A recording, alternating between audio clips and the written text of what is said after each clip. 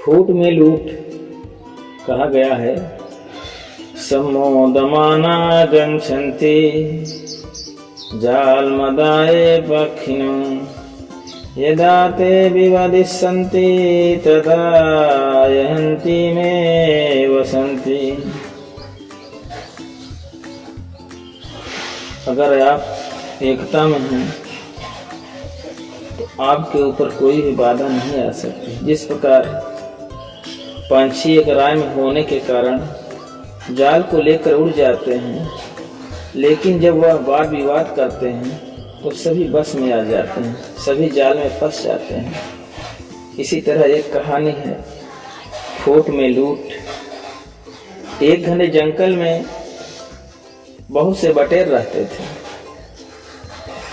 एक दिन वहां एक शिकारी पहुंचा, देखा अरे इतने सारे बटेर, देख करके बहुत प्रसन्न हो गया। उसने जाल फेंका, कुछ चिड़िया आई लेकिन कुछ चली गई, बहुत से चलेंगी, थोड़ा बहुत फंसी। उसने सोचा कैसे उपाय करूं कि इसमें जो है हमारे जाल में ज्यादा से ज्यादा चिड़िया फंसे। उसने क्या किया, उन बटेरों के बोलने सीखा, जैसा बोलती थी वैसा बोलना सीखा।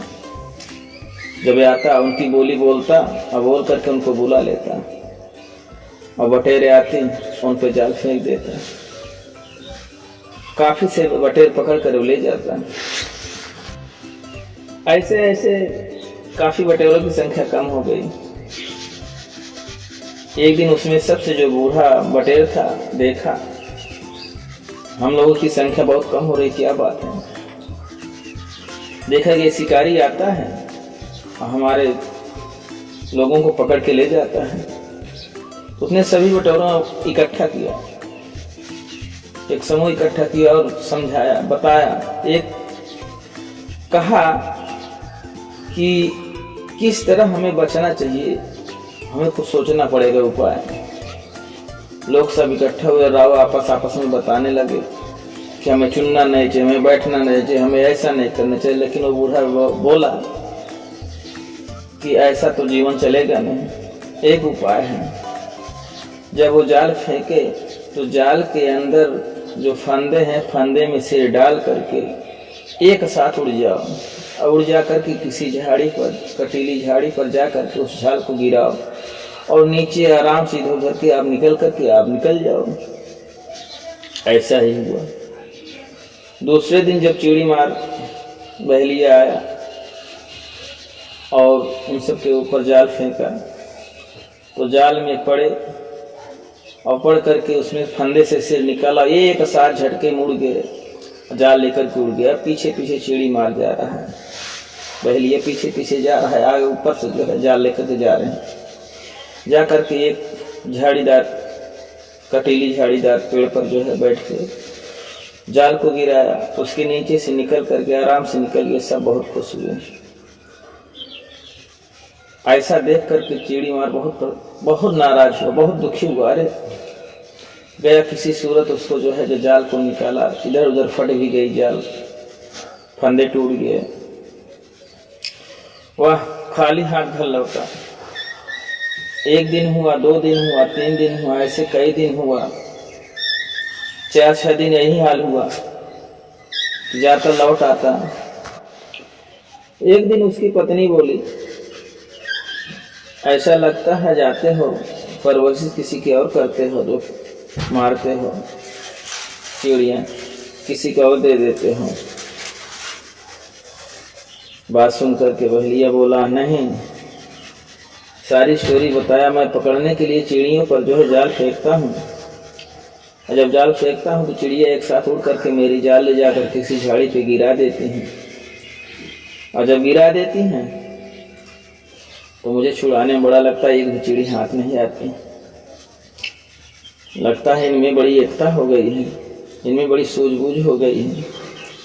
लेकिन तू चिंता मत कर, जिस दिन इनमें फूट पड़ेगी उस दिन उन सभी को पकड़ कर मैं हंसता हुआ घर लौटूंगा। अब ऐसा करके उसने अपनी पत्नी को आश्वासन दिया। ऐसे समय बीता गया। कुछ दिन बाद ऐसा ही हुआ, कुछ दिन बाद ऐसा ही हुआ। एक दिन जंगल में सभी बटेर दाने चुन रहे थे। एक बटेर ने गलती से एक दूसरे के ऊपर से जंप कर गया। जब ऊपर से जंप कर गया दूसरा क्रोधित हो गया, अरे कौन है मेरे ऊपर से जंप कर गया? वो कहता भाई मैं तो गलती से जंप कर गया, माफ कीजिए। लेकिन वो कह रहा कैसे जंप किया? दोनों में बातें विवाद बढ़ गई। कुछ बटेर उसके तरफ हो गए, कुछ बटेर उसके तरफ हो गए। दोनों में तू मैया। अरे भाई उसने गलती की मान रहा है, उसने गलती कैसे किया? सही किया हो, जैसे हर जगह ऐसे करता है। दो भाग बढ़ गए उसमें। तू मैया मैं बहुत होने लगी। बूढ़ा बटेर लाख समझाया, बहुत समझाया कि अभी समझ में आ जाएंगे कि वाद विवाद रुक जाए। लेकिन वाद विवाद कहाँ रुकने का, इनमें फूट पड़ गई। बूढ़ा बटेर समझ गया अब विनाश की घड़ी आ गई। उसने कुछ साथियों को लेकर दूर जंगल में चला गया।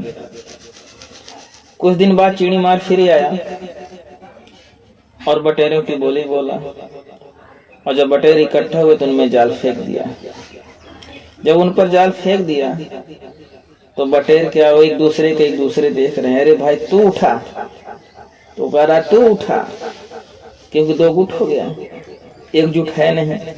एक दूसरे की ताका नाके में जो है जाकर के बह लिया, पकड़ लिया। सभी पंछी को ले जाकर के पिंजड़े में बंद कर दिया और हंसते हुए खुशी खुशी घर लौट गया। इसी प्रकार कहा गया है आपसी कलह और फूट के कारण ही सभी बटेरों का विनाश होता है। अगर आप में भी ऐसा है, आपसी कलह है, फूट है, तो आपका विनाश निश्चित है। तो कहा गया है समोदमाना गच्छन्ति जालमदाय पक्षिणो यदा ते विध्वंसति तथा यहन्ति वे वसन्ति।